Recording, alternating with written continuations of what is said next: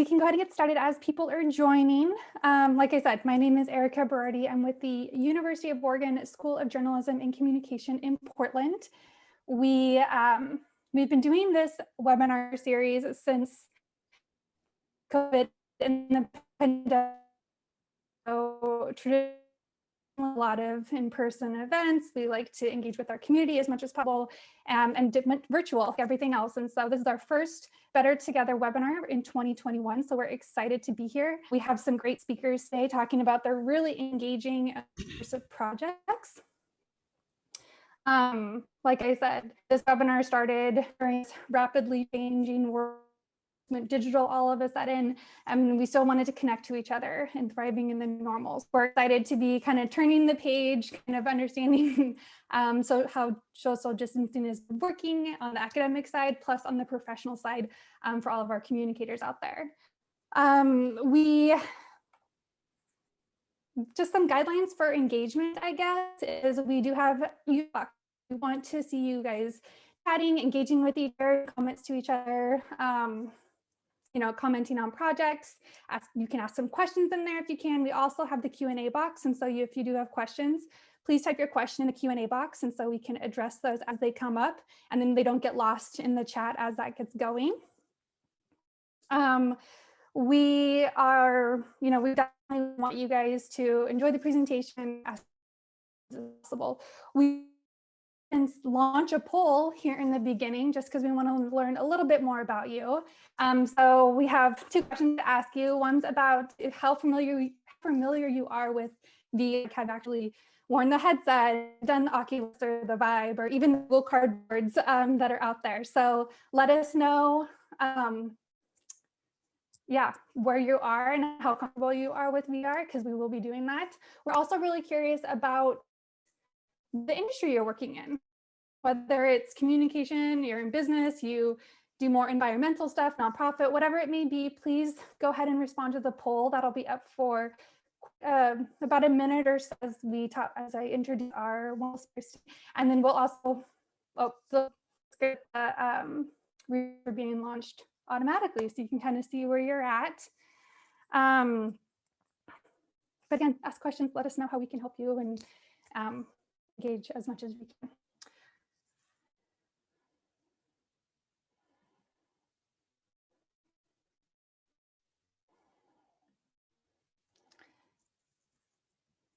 Our speakers today is Daniel Pimentel. He is an assistant professor with the University of Oregon School of Journalism. He's a brand new professor with us. We're so excited to have him. He focuses on immersive media psychology, and also from Ohio University. He's a researcher, educator. It's Nina and Gina and Adanin. I probably pronounced it totally wrong, so please correct me. I'll go ahead and hand it over to you guys to talk about your wonderful work. Please take over the screen, and here we go.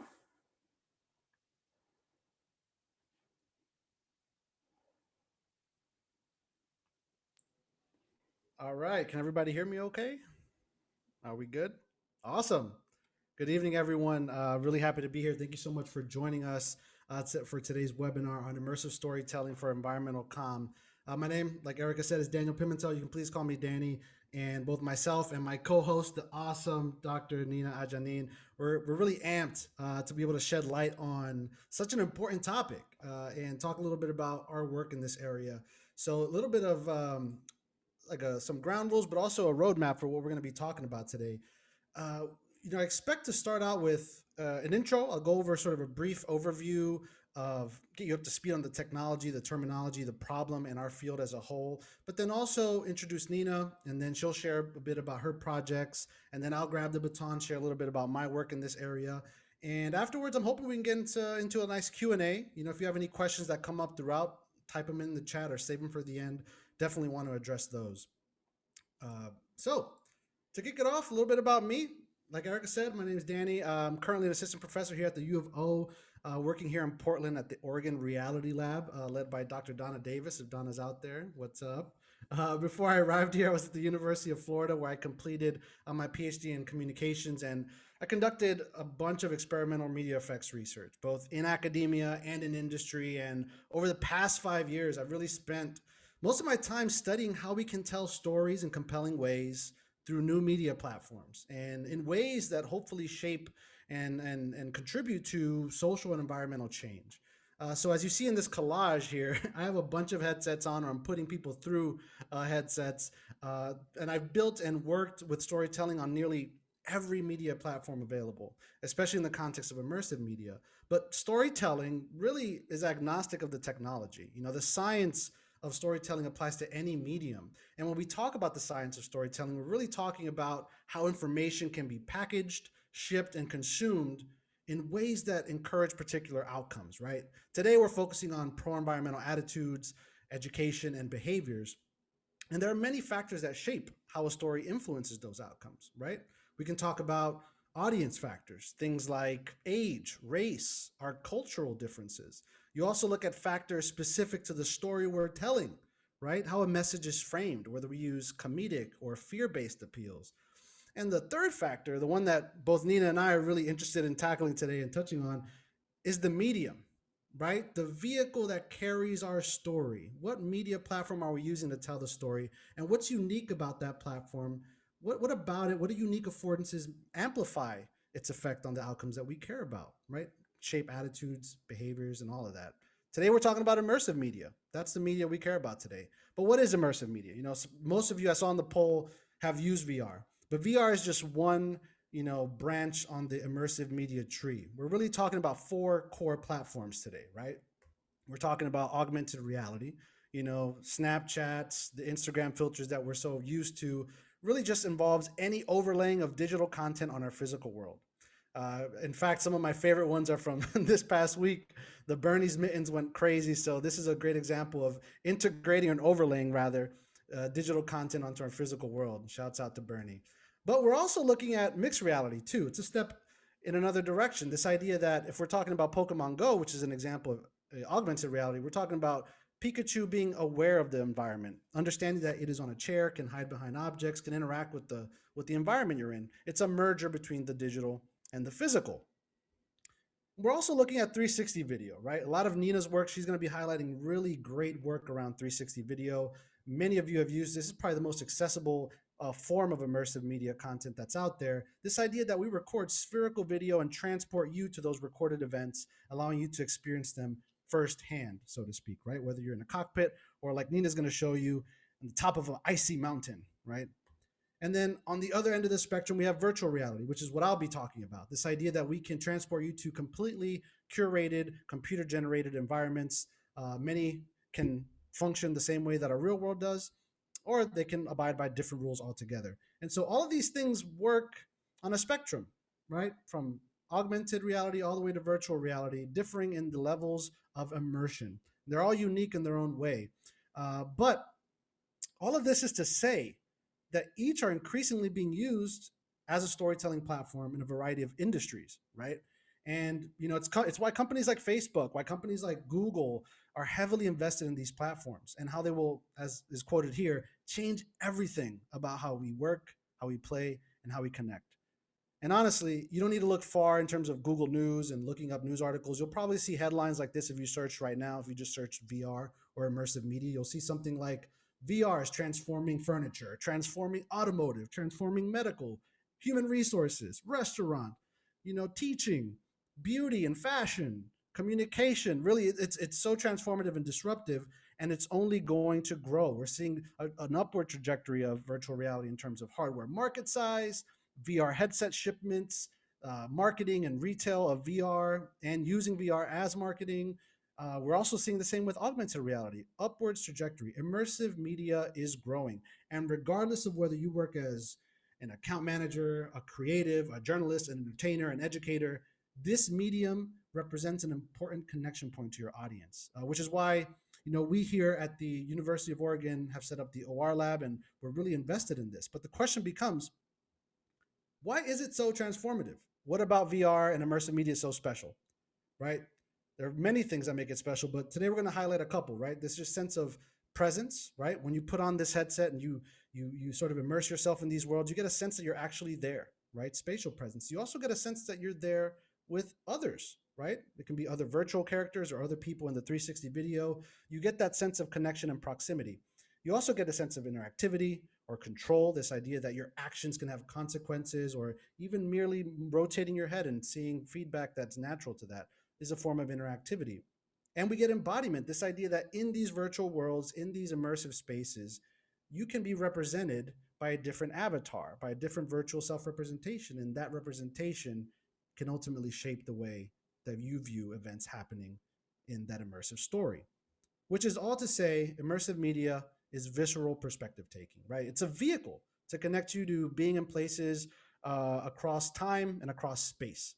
And this is why it's being so, widely used in a variety of industries. I mean, think about 2020. Think about, COVID-19 and how it disrupted so many industries, right? And I'll just give some examples here. No conferences, no social gatherings, no problem. Virtual reality and virtual spaces allowed us to connect with people in spaces like this, in VR chat, and now Facebook Horizons. No concerts, no problem. I myself attended a variety of concerts on Oculus venues, and no gym, no problem, right? We get this sense of being there with virtual trainers, getting our virtual workouts in. So all of these use cases are sort of explaining why it's so widely used. And that's what we're focused on. Here at the OR Lab, here at the University of Oregon, and a lot of what Nina's doing too, it's really just understanding how immersive media can be used to address a variety of problems across a variety of industries, but also identifying what's unique about the affordances of the platform that actually make it special. And it goes beyond business, right? Today, what we're really focusing on is solving environmental problems, not just enterprise issues, but problems that are facing our society, that are facing our planet, right? Especially large scale problems like climate change, right? Human sort of related impacts on our environment, which affect everything from our health to our infrastructures and our economies. So let's talk about the problem, right? Let's set it up, because that's what Nina and I are going to be talking about. When we think about anthropogenic climate change and its impact, we're really talking about large scale issues. And here are some numbers to encapsulate it, right? You have numbers that show the impact on the environment, impact on species. The question that I have, and that Nina has too, it's like, well, people know it's a big issue. People know the impact is so vast. But why does public apathy persist? Why aren't more people taking action despite knowing the scale? There's no simple answer to this question, but one of the contributing factors is this idea, or this notion of not in my backyard. Psychological distance. The issues are far away in the future, or far away from me in terms of space, or far away socially. The people being impacted by these issues are far away from my social circles. And psychological distance is a big driver of that. And I felt that myself. I've just moved here from Miami, moving here to Oregon during the wildfires. If I was in Florida, wildfires are something that are very distant to me socially and physically. But as communicators, we know that we can use media, we can use visual storytelling to reduce that gap, right? To make things that are distant, far away in terms of time, space, and people seem closer. So here are some examples of storytelling trying to do that, trying to prompt us to imagine another reality where these things are closer and in front of our faces. We also see this with wildlife issues, right? Imagining yourself as the victim, as the tiger, as the fish, as all these other species.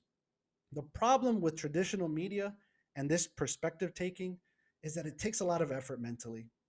It's really sensitive to individual differences. Some people are just better at it than others.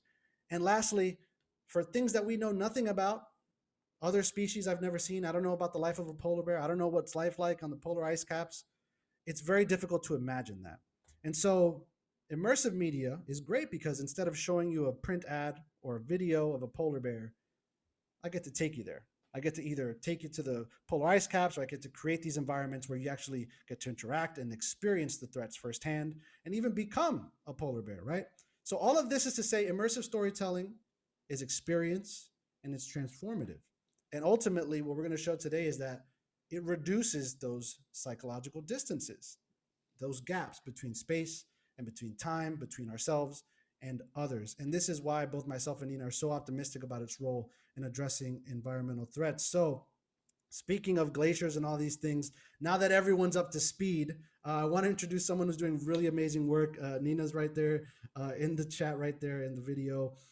She's capturing amazing immersive footage of environments that are drastically being changed and impacted due to human activity. So I'll give a brief introduction to Nina. By all means, feel free to expand upon it when I pitch it over to you. But Nina received her PhD in instructional technology at Ohio University, and she specializes in capturing VR content in some of the most remote and extreme environments. You're going to see some of these photos; they're crazy. So she's doing all the hard work while programmers like me get to hang out at home and create the environments instead of capture them on video. Nina, I'm excited to hear more about your projects and how you're using immersive storytelling to help address some of the environmental issues facing our planet. So, without further ado, Nina, take it away and tell us about what you're doing with immersive media. Thank you, Danny. Thank you, everyone who are tonight with us or who will watch later on YouTube. So we have not too many time on this, so I will go faster. Let me see why I can. Okay. So you introduced me. So I'm a polar researcher, educator, and I earned my PhD at Ohio University and 2 masters.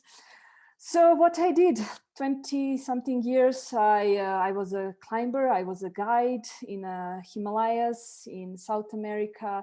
I traveled a lot. Even I tried to cross Atlantic with a small sailboat. And finally I decided to be a scientist. And last of my 2 projects that I'm working, one is the last tropical glaciers and a climate sentinel. So I will tell you more about this. So how everything started. So that is the best way to understand why I'm so passionate about this. Even sometimes there are not good news, sometimes there are good news, what I'm sharing with the 360 and with the media. So as a college student, I spent all my money on the traveling and climbing mountains in Europe. And I saw and I noticed difference, how change even from year to year, how it's melting and something is happening with the environment. And I was like, what is going on? So I decided to be researchers, to be scientists, to discover what is happening. And I started to work in Himalayas as a mountain guide. So I climbed Mount Everest and I think how many 8 other high peaks. And what really disturbed me is like, what is happening with the nature? Why is it melting in an area where everything is supposed to be covered with the snow? So I started to take a bunch of photos to see, can I see difference? And then I want to decide to share all this with everyone. Because when I say it's melting and they say, who cares? I mean, like, what that mean? It's melting. I don't see what you want to say with that. And then from year to year, we start to filming and doing more stuff. But 15 years, 10 years ago, technology was not developed much as it today.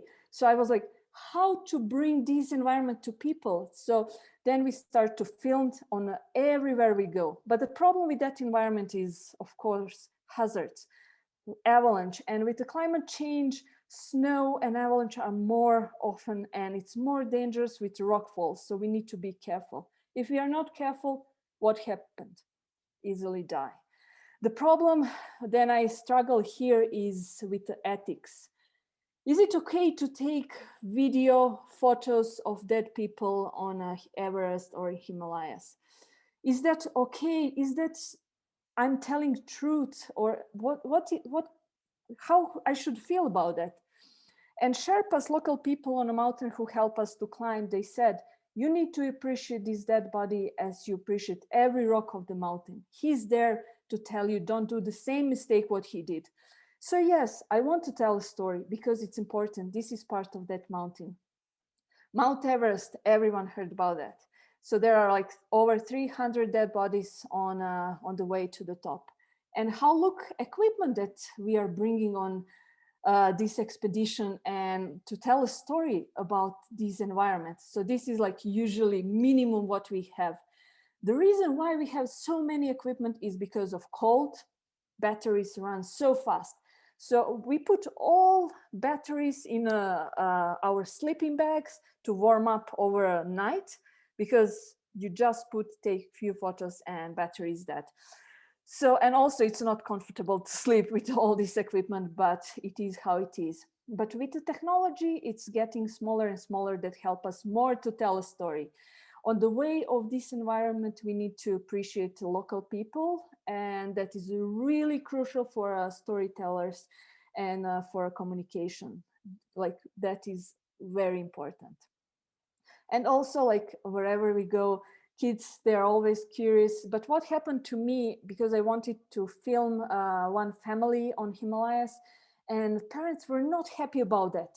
They said, you cannot, you're taking spirit of my kids. So before you go or you do any footage, yeah, we learn and read about that. And use every time to film, because every moment is precious, especially in environment they are melting and disappear slowly in front of our eyes. This is Everest. Like, you will think it's full of snow. Like on the left side, that's the top, and you can see it's totally melted.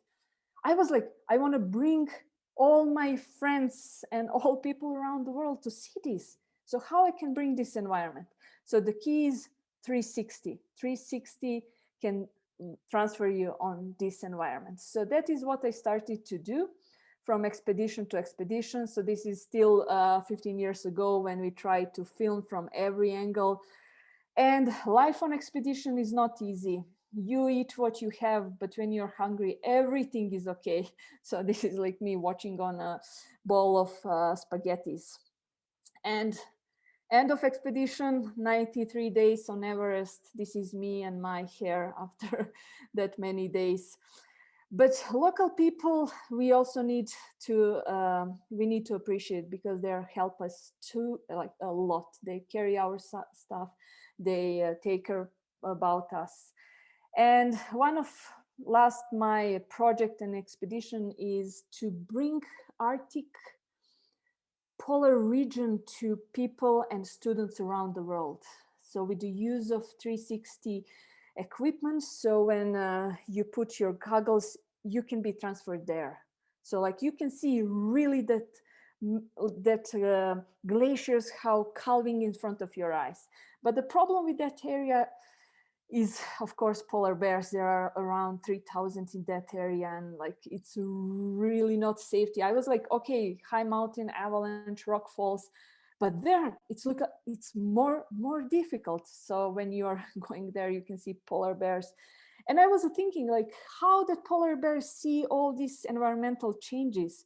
I wish I'm there all the time so I can see that how it's changed. Like, what is happening when everything is melt, and I know they are good swimmers, but they cannot swim that far to find the food. So that was like, I started to think about how that will be great to have some virtual reality that you are polar bears. And also it's important when we all do this stuff to have a clean science, to not pollute it more when we are doing studies. So how it looked like doing filming in a polar region. So for like 2 months, this is all our equipment, and whatever we bring, we need to return. And usually we have visitors like this small polar fox. So here in front of us, there is a 360 camera. So whatever we do, I tried to film that.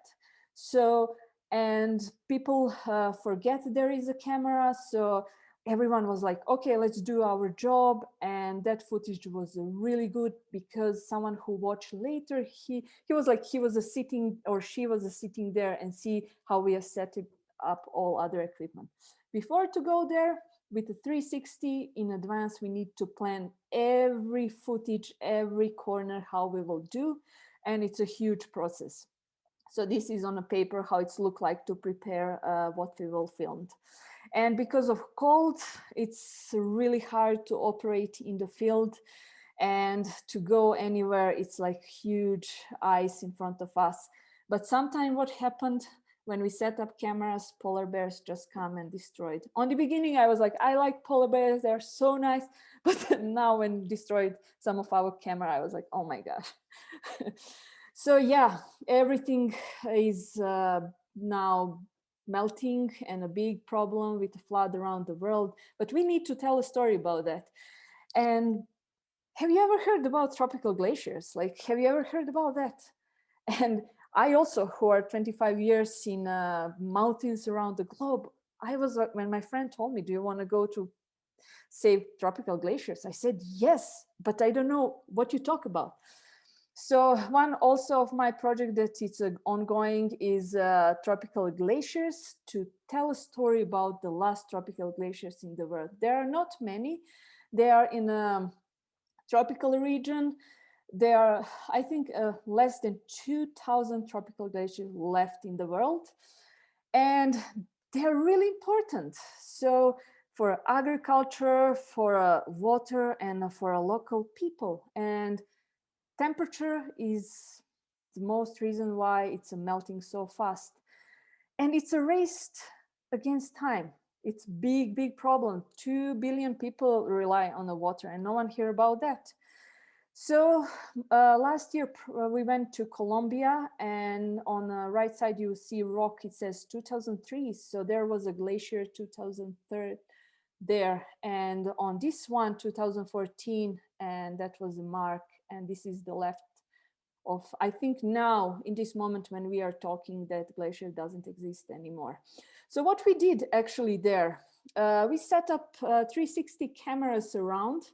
So in the future, people can experience to see snow and that area, because with only with a picture, you don't have that feeling, because you want to see what was on the left side in that moment, or right, or look up or down. So it's give you that present, what is really crucial to understand what is happening with that area. Yeah, tropicals, it's not just to go to see, to visit, it's really important for a local people that rely, like indigenous, they rely on that water. So it's really important to talk about that. It's not just like to go enjoy, but we need all to talk about that. And climate communication is the key, as well as education. So on the last COP26 in Chile on international cryosphere climate initiatives, it was tell about our project about 360 bringing glaciers around the globe. So that is a big step to telling the world that virtual reality 360 can help the world to understand what is happening now, like feel, see, look around. So that is why climate communication, we all need to agree to develop and to talk more. Yeah, for this kid who lived there, I mean, world need to hear about that. And now I will give to Danny to tell us more about future polar bears. Nita, yeah, and to sort of echo that, I had I'm half Colombian, and my mother knew all about tropical glaciers, but I had never heard of such a thing, right? And that's the importance of these platforms, is even you can be made aware of these issues, you can be made aware of these places and the people coping with those issues, but ultimately it kind of just ends there unless you're able to establish a visceral connection to that space, to that issue, and reduce that distance. It's really hard to actually expect people to view that photo, for example, and do anything. And so what I like about your work is that you're actually taking them there. Yeah, that was part of my dissertation, actually, to see how virtual reality is useful to learn about glaciers around the world. So what students think about, like how they feel. And everyone said, VR is the key. Like that's the only way you can experience without traveling and going there. Because the problem with, for example, polar region, even you want to go there, you cannot because of restrictions to get to that environment. So right. Yeah, and then there's someone in the chat and the Q&A talked a little bit about some barriers to entry and whatnot, and obviously we don't all live in close proximity to zoos and science centers where we can learn about these things. And so this is an access point that's increasingly becoming affordable, right? The headsets are increasingly cheaper, and that transportation to the glaciers, that transportation to the coral reefs that are otherwise out of reach for you, are becoming increasingly available and accessible.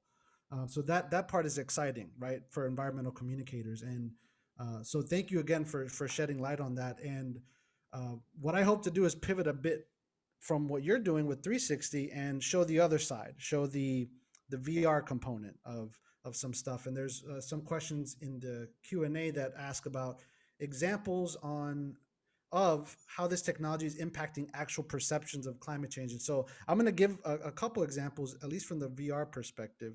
But yeah, Nina, thanks so much for covering some of the 360 ground. My work is, like I said, less adventurous and a lot more comfortable, right? I'm not, having to sleep with batteries tucked away in my jacket. I get to sort of, make my cup of coffee, sit here and create the virtual glaciers so that people can travel to. And so there's obviously a trade-off with each one, and one is not necessarily better than the other. But ultimately, what I'll explain is, okay, how can we create stories for specific species, right? So whereas you're focusing on specific environments, a lot of the work I'm doing is let's focus on species in those environments and telling the stories about them. And so today I'll spend maybe like 10 or 15 minutes talking about this one project that's focusing on sea turtle conservation, right? And so like I mentioned before, when we talk about immersive storytelling, right, it's really about causes and effects, right? And the outcomes that we care about, whether it's education, like you said, Nina, learning about these issues, awareness, or whether it's actual action, like donations, all of that is based on those three factors that I mentioned. It's what's the modality? Is it 360? Is it VR? Is it AR? Is it print? What's the message? How are you framing it? And what's our audience like? How close are they to these issues and things like that? And there's one key message factor that is present in any message involving wildlife, especially, right? Regardless of if you go look up World Wildlife Funds and their ads or Greenpeace, there's always one factor, and that is the number of victims, right? So in your photos, Nina, you showed human people coping with these threats. And in some pictures, you had one person, in others, you had a group of people. And that's an important factor that we often don't think about. And in the context of sea turtle conservation, I'm from the coast, and the U.S. I think has all 6 sea turtle species called the U.S. home. So sea turtles are a big species important to our country. If we just take a look at some ads communicating some of these threats to sea turtles, for example, here we see one, or we see 2 about light pollution, right? So when sea turtles hatch, if there's a lot of artificial lighting on the shore, it tends to disorient sea turtle hatchlings and it ends up hurting them. They end up dying because of it. And so as storytellers, we can either emphasize the impact of that threat by showing it's affecting many victims, like you see on the left, you see like 5 turtles, or you focus on the one exemplar of the group, the one turtle, where you can imagine yourself as that turtle.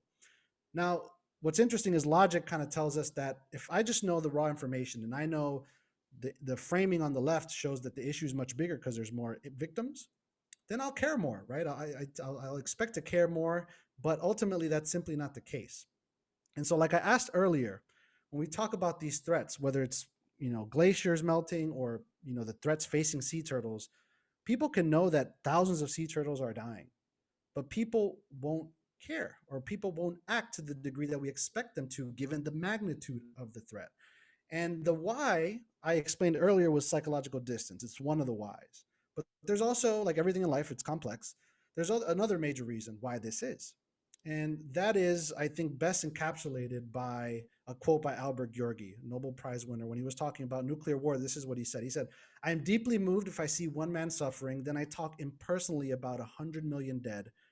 I am unable to multiply one man suffering by 100 million. And so when we take that quote and apply it to wildlife or any threats affecting thousands or millions of animals, you're getting at this notion of psychic numbing, which is amazing work pioneered by U of O's own Paul Slovic, which essentially argues that our sensitivity to death, to these victims, decreases as the amount increases, right? And so what we expect, if you look at the chart on the bottom left, as the number of victims increase, so if we see ads or messages with more victims, logic would say, well, if the lives matter equally, then the value of saving lives increases with the number of victims. Unfortunately, what we see is something like this, or something like this, which is psychic numbing or compassion fade. This idea that the more victims we see, the less we care, the less action we take. And the why does this happen? In essence, it's just really difficult to form connections with unfamiliar people, unfamiliar masses, large groups, versus a single victim. And so this is why a lot of campaigns focus on one animal, right? We think about how climate change is framed in the media, in ads. We always see it, for the most part, focusing on one exemplar species because it's easier for us to connect with the one turtle versus the many. And so what I'm interested in, a lot of the work that I'm doing is focused on, well, you mentioned perspective taking, Nina. Can we assume the perspective of these animals? And can that perspective taking influence how we perceive the threat? And ultimately, can that lead to changes in our behavior, changes in our attitudes, things like that? And so one of the questions I had a couple years ago was, well, can we embody these species, and can that contribute to conservation outcomes? To investigate this question, I created Project Shell. Project Shell stands for, what is it? It's simulating habitat experiences of living loggerheads. There's so many acronyms, I lose track sometimes. But essentially what this project was focusing on is putting you in the shell of sea turtles. And through immersive storytelling, essentially you'll be able to experience firsthand those threats facing the species and allow us to understand, well, can embodying the victim shape, things like psychic numbing? Can it offset those things, influence your responses? And so I'll show you a bit about the simulation in later slides, but I want to explain the research behind it. Essentially, we use this experience to conduct a series of experiments. So this is getting at some of the questions asked by Rebecca and supported by Stuart in the chat. Looking at how these experiences can actually lead to pro-environmental outcomes, changes in behavior and whatnot, within the context of psychic numbing. So in the first experiment, this is all conducted in controlled lab experiments. The first experiments involved me creating a public service experience. So we all know public service announcements. So imagine one about sea turtles, but now we're putting it in VR, making it more visceral, connecting you, putting you face to face with the species, learning about all the issues facing them. And this public service experience was created, which you see a depiction of it here. You essentially walk into the sea turtle hospital and you're face to face with sea turtles, learning about all the problems they're facing. And we created two versions of this experience. We created one where it was just one exemplar turtle, and we created another where it was 7 turtles that you were experiencing, so 7 victims. And ultimately what we're interested in is, well, we'll ask you some questions, put you through the simulation, and then at the end we'll give you $5 for your participation. What we're interested in is, well, is psychic numbing going to occur? Are you going to donate more to the single victim simulation versus the many? So at the end, they're given $5 and said, you can keep all of it, or you can donate all, some, or none to sea turtle conservation. And ultimately what we find, if you look at the chart on the right, is psychic numbing. People donated more to the single victim versus the simulation that had many victims, right? So it kind of supports that. Then the question became, okay, we've established psychic numbing exists. People donate more to the single versus the many. Can embodying the victim offset that, right? And when we think about embodying sea turtles, you might think, well, I don't really know. I haven't tried VR. I don't know how that is. And if I have tried VR, I've only used human bodies, right? Think about our body. Think about embodied cognition, this idea that how we see the world is influenced by our body and how it interacts with the physical world, right? The same applies to our virtual body. Our virtual body and its interaction with the virtual world shapes how we see events occurring in that space. And so if you look at just a whole bunch of research on how our virtual bodies in immersive media shape how we perceive issues, shape how we perceive ourselves and others, there's a lot of support for this notion that embodying another body, human or otherwise, makes things that are occurring to that body feel closer, more self-relevant, more immediate. And our hope is that that immediacy, right, experiencing the threat facing a turtle like a boat strike or like light pollution, experiencing it on your body can actually make that distance much smaller.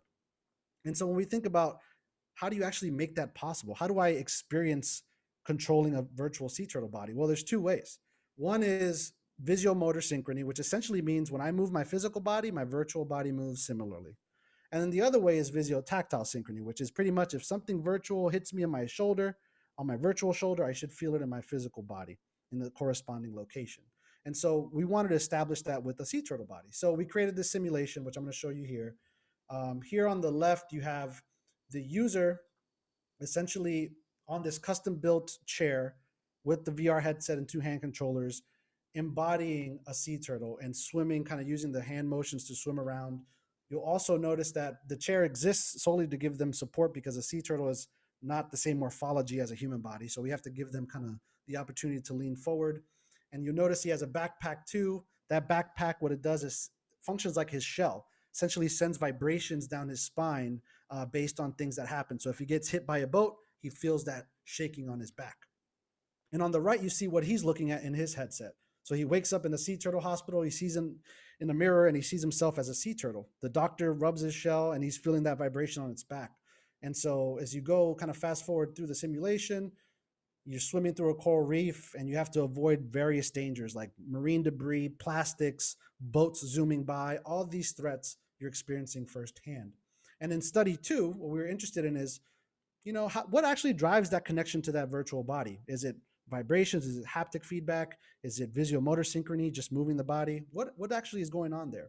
So we ran people through the simulation, asked them a bunch of questions about, that experience with that virtual body.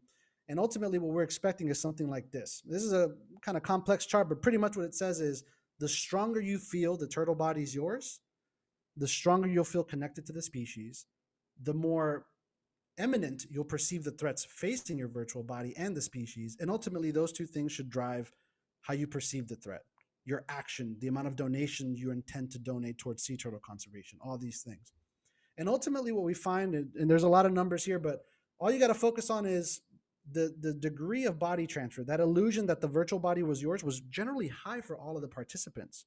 So it's not that hard to get people to trick themselves into believing the sea turtle body is their body, right? You don't even need vibrations. It's really just this motion of being able to move around and swim and engage in bodily motions that map on to that creature.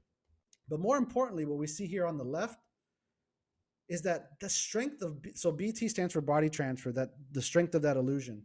The stronger you perceived your virtual body to be your body, the more positive pro-environmental attitudes you had, the more connectedness with nature you had, the stronger you perceived the threats as occurring to the species, the more intentions you had to donate to sea turtle conservation.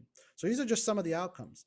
And ultimately what we find is, yeah, that connection to the turtle body increased donation intentions. But now the question becomes, now that we've established, okay, you can become a turtle in VR, that's cool. And maybe you can become other species, you can become a polar bear, whatever. The question then becomes, if psychic numbing exists and we're storytellers, how do I decide whether my simulation has many victims or one victim, right? We need to know whether psychic numbing exists or is offset by perspective taking. So in this field experiment, which you see in the photo, we essentially created 3 versions of Project Shell. One where it was just you, the lone turtle, experiencing these threats. Another where it was you seeing another sea turtle experiencing these threats alongside you. And a third version where it was you and many other sea turtles going through the same thing. And so here's a picture of the setup in the museum. People would come up and try it out. And here's a storyboard, kind of like what you saw in the video. What we end up finding, oh wait, there's a video. Okay. What we end up finding is, I'll skip through this. Let's go straight to the data. What we find is no evidence of psychic numbing. Essentially, what this means is that people wanted to donate similar amounts regardless of how many victims there were, right, to sea turtle conservation. Essentially, it doesn't matter if there's many or just one. Being the sea turtle offset all those biases, all those kind of mental sort of processes that go underlying psychic numbing, and they donated relatively the same. And if it were true, we would expect the more turtles that they would be exposed to, the less donations, but we did not find that, right? So this is good. But then the question becomes, so if you experience body transfer with the species and you're viewing them as your in-group because that illusion is so strong, then the effect should be present when the victims are the same species as you, right? So if you see many other turtles, it's good. They're part of your in-group. You view the threats facing them as self-relevant. But what if it were other dolphins or, other jellyfish or other fish, whatever it could be? Then we would expect psychic numbing to occur. So what we did is we created 4 versions of the simulation where you either had one other turtle with you or many other turtles, or you had one other dolphin and many other dolphins. And this is kind of an example, a visual depiction of what the simulation looked like in the turtle version or the dolphins version. Same kind of process. Ultimately, what we find, and this is the important chart right here on the right. Study 1, we found you donate more to the one versus the many when you're not embodied. But what happens when you're embodied? Well, when you're talking about dolphins, different species, you see psychic numbing occur, right? Because they're the outgroup. But when you're embodying a turtle, the opposite occurs. You end up donating more towards sea turtle conservation when you see more of your kind essentially experiencing those threats. And in this study, they actually had monetary donations, right? So they were giving, just like study one, actual money that then was able to be donated towards sea turtle conservation. So ultimately, it supported our hypothesis and gave us a good idea in terms of how we can use this illusion, right? This illusion of embodying wildlife, showing you firsthand some of these threats and how that experience can actually shape your giving behavior and your attitudes and how you perceive these threats, right? And so a lot of this is rooted in the similarity hypothesis, this idea that, I embody a turtle, I view other turtles as similar to me, and that carries weight, that influences things. And so moving forward, this project is still under development. We have support from Facebook Reality Labs and the Knight Foundation Online News Association to really build this project out and get it out into the public, because like Nina knows, a lot of the struggle is you create these stories. How do we get it out to the people? Not everyone has a headset. How do we ensure accessibility? And so that's one of our hurdles that we're trying to face. And here's kind of the latest version of Project Shell. This is from earlier this month. So as you can see, you start off on a beach. You get to pick which sea turtle nest you want to enter. And once you're in it, you essentially pick your egg. And then here, I'll try to fast forward it a bit. You enter the sea turtle nest. You choose which sea turtle you want to become. After you become the sea turtle, you emerge inside the egg. As you can see here. Oh, wait, let's see if it works. I want to show you that. Yeah, so then you actually have to break out of your sea turtle egg and then have to find the shore. And this is where you actually get to experience disorientation due to light pollution. And then, yeah, it kind of just goes through the whole narrative, right? It's a full 10-minute experience. We're hopefully finishing that soon. This is also spawning other iterations of Project Shell, right? So I talked a little bit about AR. We collaborated with Snapchat to get Project Shell adapted to augmented reality. So this idea that, okay, you could become sea turtles, but what about interactions with wildlife? We created a lens that if you have Snapchat right now, you can download by searching Save a Turtle, and you'll be able to plant your own sea turtle nest in your living room, hatch it, and help a sea turtle reach shore. You even take a cute little selfie with them right there. Here's a little playthrough of it to give you an idea of how it looks. You plant your egg, sea turtle hatches, you do some things, you help it navigate some treacherous terrain, and then you get to take a selfie with it. So this is a project it's live, but still under work. And moving forward, we're also trying to adapt it to different species, right? So looking at beyond sea turtles, what about penguins? What about polar bears, like Nina mentioned? We all can't have this opportunity to interact with the penguin like I'm doing, right? Like here's a picture of me with a penguin. I'm very privileged growing up in Florida that I got to go to SeaWorld and do this, but not everyone has this opportunity. So can we use VR to facilitate that? And so that's a lot of my work is doing that too, is creating experiences around oil slick penguins, for example, in VR and in mixed reality, right? Putting that penguin in your living room and actually creating interactions that connect you to the species and the issues they face. And so all that being said, I want to end with this photo before we get to questions. I know we have like 12 minutes left. This photo is very special to me. I love this photo. A lot of it is because of the juxtaposition that we have here. There's a lot to unpack. And this was taken at one of my field experiments in the Florida Museum of Natural History. And the quote in the background is particularly moving, but I want to think of a different quote. And that's from Louv's 2008 book, Last Child in the Woods. I'm sure many of you have read it.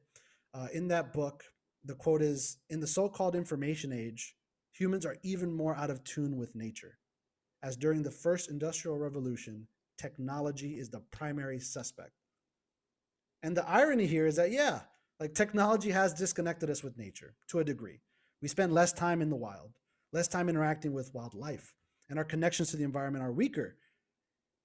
But I know myself and Nina, we're very hopeful, right? That the irony that technology itself can reduce that gap, right? It can actually be used to connect ourselves to the wild, to nature and the species that face all these threats.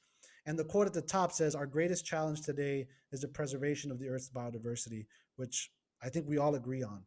And I hope through today's kind of discussion of the projects we're doing and we're working on have helped establish immersive media, all platforms, AR, VR, MR, 360, as tools that we can use as communicators to meet the challenge head on. So again, thank you everyone for the time. And what we can do now, this is me actually, this is what you don't see behind the scenes, testing testing VR. So this is the most dangerous stuff I'll be doing, not compared to Nina. It's like climbing dangerous mountains and whatnot. But yes, thank you so much. What we can do now, Nina, is maybe field some questions. I'll stop sharing my screen and we can look at some questions from the audience, unless you have any questions off the top of your head while I look at the Q&A. So I want to ask you, how much time took you to create Turtle?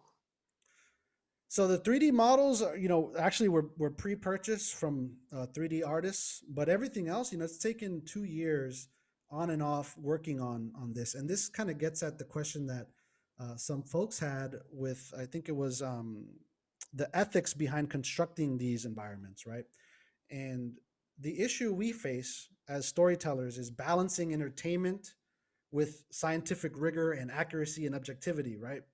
And so I'm creating a game. Okay, I'm putting people in a sea turtle body. Like that's not possible in the real world. So obviously we're taking some liberties there, but with the development, it takes so long because if you're doing your due diligence, you have to consult with scientists. You have to talk with sea turtle experts. You have to make sure that the way you move in the space is as natural as possible in comparison to what sea turtles do.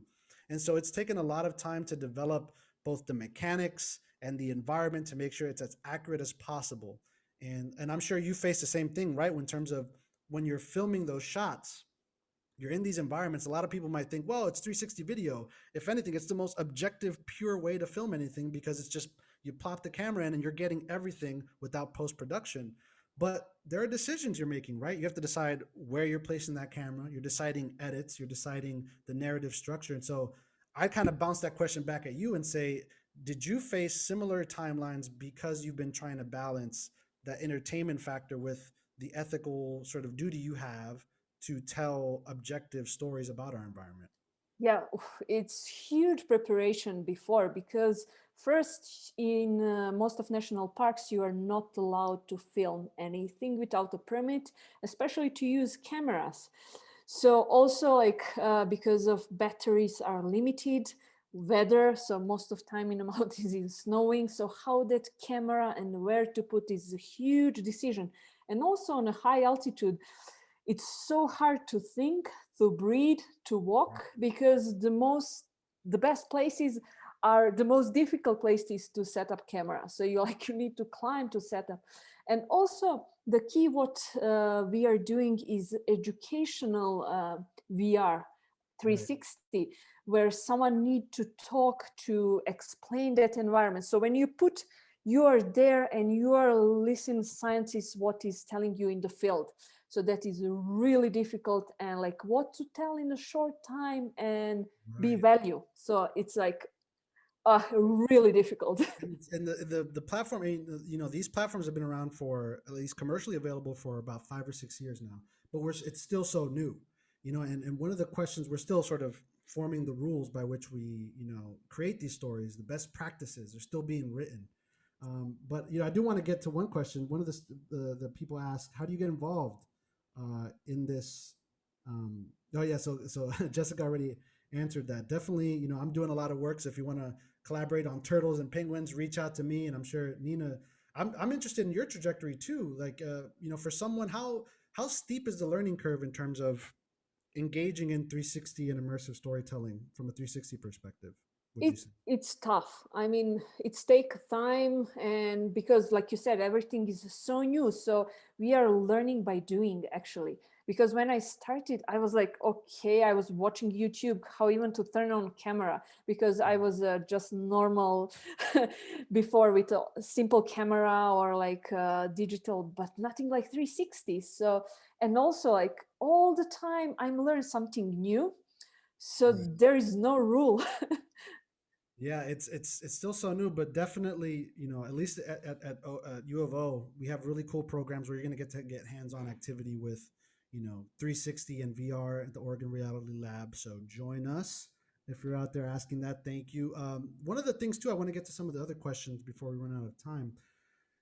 We talked a bit about it in terms of the ethics of immersive storytelling, and you mentioned at least before the talk, the notion of traumatic content, right? We're talking about heavy stuff. Climate change can be this broad nebulous thing we sort of add numbers to it and talk about gas emissions and all this, but it could also be graphic images of starving polar bears. things like that, flooded towns and people displaced. It can be very tough. And so I want to get your perspective from the 360 side of how do you handle that. And I'll share a little bit about the VR side, which is in that sea turtle experience that I showed you in the field experiment. We're putting people through, some threats, right? So you have to avoid boats, you have to avoid plastics, and plastics is one thing, right? Not eating a plastic bottle or not confusing a jellyfish with a plastic bag, probably not going to be traumatic. But getting hit by a boat and feeling that vibration on your back, that can leave some trauma, especially when you consider the age of our participants, who were ranged from like 8 years old, 9 years old, all the way up to the 60s. And at least in my experience, the age has been an important factor. And one anecdote I have is, there was one kid that put on the headset and asked this very simple question. He said, "Mommy, where am I?" And that's a very important question because it shows us and it delineates the sort of mental state of these kids, which is they're still developing their conceptualization of what reality is. And we have to be very responsible with how we tell stories on these platforms and who we let experience these stories. Because sure, they feel real, they're impactful, they're experiential, but there's always a bit of our brain that knows this is a simulation. This is not what I'm experiencing right now. I'm situated in my apartment, not in Antarctica. But the younger you are, the less there are those barriers. And so that's been something that I've handled, is addressing the ethics of letting younger people try my headsets and, foregoing any potential trauma. What about you? What have you done to sort of either address that, or have you faced any issues related to some of the stuff that you might encounter in immersive storytelling with trauma? Yeah, definitely. I mean, people react like they get depressed about when they see what is happening. Mm-hmm. But what I learned and I figure out what is good approach is maybe from educational perspective. So you can approach on the way to tell, look here, and that year was glaciers and it started to melt. So not to make that dramatic and sad, still serious. Like you can talk on educational perspective about consequences, and to approach with a younger generation, they are really sensitive. What I learned is through maybe games, like questions, doing a pop-up quiz in a 360. So I think with education is maybe safe approach, because also when you learn history, you will learn good and bad stuff, but you will somehow accept, like you will not get depressed. Right. And in your context too, with 360, if you're doing 360 about wildlife, for example, you don't have to necessarily worry about the behavior of the animals, right? Because, they're behaving as they would, you're just recording it. A lot of the issues I face too is, how do we program animal behavior? Who are we to say how friendly a polar bear should be? And so that's something that, content creators, storytellers need to take in mind too, is how we portray not only humans in games and media, but how do we portray wildlife? Because that's ultimately going to shape our expectations of those creatures in the real world. And there's been studies I've done with penguins, for example, that showed that investigated animal biases and like size biases. So there's this bias that we essentially care about larger creatures versus smaller ones. We care more about the elephant than the squirrel, right? And what we did is we created a simulation around threatened penguins, and we manipulated size. So we either had a very large penguin or a smaller penguin. And people ended up having higher intentions to donate more towards penguin conservation when they experienced a larger penguin. And they even spent more time with the larger penguin than the smaller penguin, controlling for the kind of species it was. And so going back to one of the questions, it's, the ethics of how do we decide what the size of an animal is? If we're Greenpeace or an organization, and we know, if we just make our animal bigger, they'll care more. How ethical is that, right? How do we make those decisions? That's very important too. And so there's just so much we don't know. And as content creators, these are the questions we need to be asking. And I think a nice way to end it is there's one of the question and answer sections here has, the sleeper effects of tech, which is what are some long-term, longitudinal studies on these effects. And that's something that we need to do more of, right, Nina? Is like studying long-term effects, like a week, 2 weeks, months after they visit those ice caps, those glaciers. How do they feel about the issue? What are they doing? And to answer one of the questions there's a lot of good work happening in a lot of labs across the country. I myself, I'm trying to do more longitudinal work.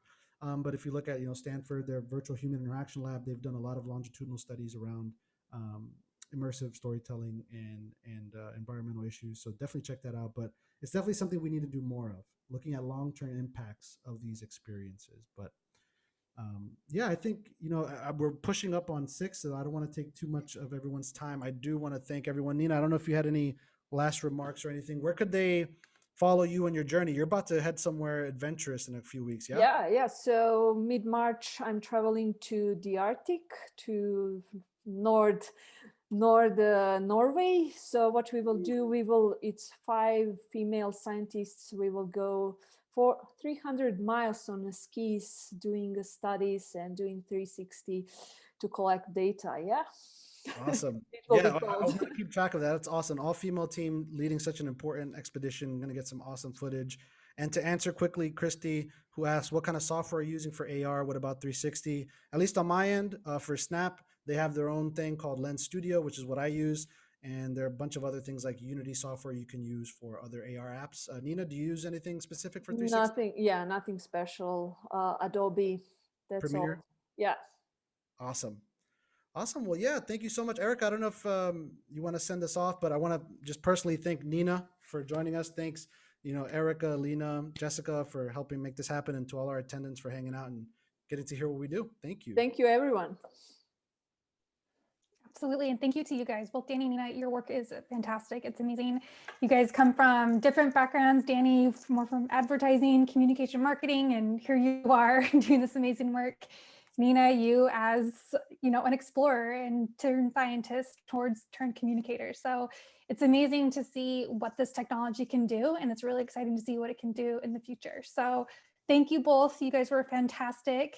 Everyone that with us tonight, thank you so much for coming. You'll be getting an email from us probably tomorrow that I'll have the recording of this, so you can go back and see all their cool projects, and all of our contact information is in there if you want to connect with us.